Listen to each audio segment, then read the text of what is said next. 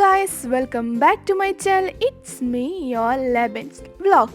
അപ്പോൾ ഇന്ന് ചെയ്യുന്നത് ഇറച്ചിക്കറിയുടെ അതേ രുചിയിൽ സോയാബീൻ കറിയാണ്. നല്ല സിമ്പിൾ ആൻഡ് ടേസ്റ്റി ആയിട്ടുള്ള കറിയാണ്. ഇത് നമുക്ക് ചപ്പാത്തി, പത്തിൽ, നെയ്ച്ചോറ്, നെയ്പ്പത്തിൽ എന്തിനൂടെ വേണം കഴിക്കാൻ പറ്റുന്ന ഒരു പെർഫെക്റ്റ് റെസിപ്പിയാണ് ഇന്ന് ഞാൻ നിങ്ങളുമായി ഷെയർ ചെയ്യുന്നത്. അപ്പോൾ ലെറ്റ്സ് എൻജോയ് അവർ വീഡിയോ. അപ്പോൾ ആദ്യം അതിലേക്ക് ഞാനൊരു കുക്കർ എടുത്ത് അതിലേക്ക് ഒരു ചെറിയ കഷ്ണം ഉള്ളി, പിന്നെ അതിലേക്ക് 2-3 പച്ചമുളക്, 1 ടീസ്പൂൺ വീതം ഇഞ്ചി വെളുത്തുള്ളി, പിന്നെ ഒരു ഹാഫ് പോർഷൻ ഓഫ് ടൊമാറ്റോ ഇട്ടിട്ടുണ്ട്. അപ്പോൾ നിങ്ങൾക്ക് വലിയ തക്കാളി ആണെങ്കിൽ ഹാഫ് മതി, ചെറിയ തക്കാളി ആണെങ്കിൽ മുതുമലിട്ട് കൊടുക്കാം. പിന്നെ അതിലേക്ക് കുറച്ച് ഉപ്പിട്ട് കൊടുക്കുക. പിന്നെ അതിലേക്ക് ഒരു 3 ടീസ്പൂൺ വീതം മല്ലിപ്പൊടി കുറച്ച് കൂടുതൽ ആഡ് ചെയ്യണം, കാരണം ചിക്കൻ കറി നമ്മൾ സ്വയം. ഇനി അതിലേക്ക് ഒരു പിഞ്ച് മഞ്ഞൾപ്പൊടി ഇട്ട് കൊടുക്കാം. പിന്നെ ഒരു 1/2 ടീസ്പൂൺ മുളക് പൊടി ഇട്ട് കൊടുക്കുക.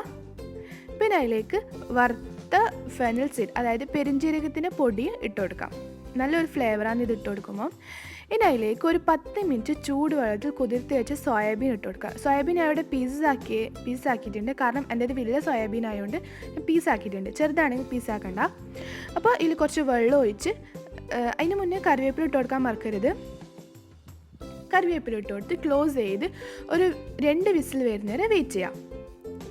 ഇനി വിസിലൊക്കെ പോകുന്നത് വരെ നന്നായി വിസിലൊക്കെ പോയതിന് ശേഷം ഒരു കറിച്ചട്ടി അടുപ്പത്ത് വെച്ച് ചൂടായതിന് ശേഷം അതിലേക്ക് വെളിച്ചെണ്ണ ഒഴിക്കുക.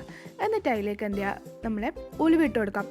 ഉലുവിട്ട് പൊട്ടതിന് ശേഷം നിങ്ങൾക്ക് ഫ്ലേവർ ഇഷ്ടമാണെങ്കിൽ, ഏത് ഫെനൽ സീഡിൻ്റെ ഫ്ലേവർ ഇഷ്ടമാണെങ്കിൽ ഫെനൽ സീഡ് ഇട്ട് കൊടുക്കാം. എനിക്കതിൻ്റെ ഫ്ലേവർ പേഴ്സണലി ഇഷ്ടമല്ല, ഉണ്ണിയായിട്ടില്ല.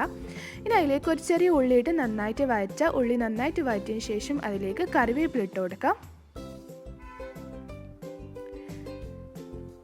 കറിവേപ്പില ഒന്ന് മൂത്ത് വന്ന അതിലേക്ക് 2 വറ്റൽമുളക് നീളത്തിൽ അരിഞ്ഞത് ഇട്ട് കൊടുക്കാം.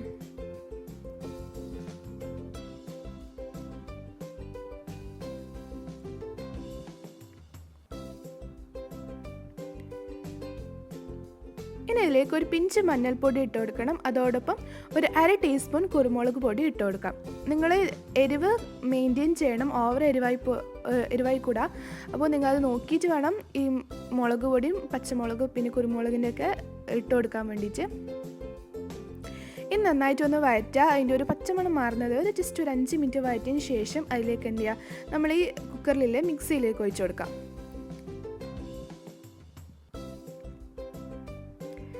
ഇനി ഇത് നന്നായിട്ട് ഇളക്കി നന്നായിട്ട് കുറുക്കി വരുന്നത് വരെ വലിയ തീയിൽ അങ്ങനെ വെച്ചു കൊടുക്കാം.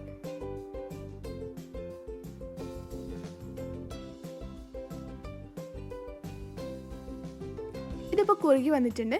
ഞാനിപ്പോൾ ഇത്രയും കുറുക്കി എടുത്തിട്ടുണ്ട്. നിങ്ങൾക്ക് എത്ര ലൂസിൽ വേണോ അല്ലെങ്കിൽ ടൈറ്റിൽ വേണോ എന്നൊക്കെ അത് നിങ്ങൾ പേഴ്സണലായിട്ട് ഇഷ്ടം പോലെ. അപ്പോൾ നിങ്ങൾക്ക് എൻ്റെ വീഡിയോ ഇഷ്ടമായെങ്കിൽ ലൈക്ക് ചെയ്യുക, ഇതോടൊപ്പം മറ്റുള്ളവർക്ക് ഷെയർ ചെയ്യാനും മറക്കരുത്. അപ്പോൾ ഇതേപോലെ സിമ്പിൾ റെസിപ്പീസിനായി എൻ്റെ ചാനൽ സബ്സ്ക്രൈബ് ചെയ്യാനും മറക്കരുത്.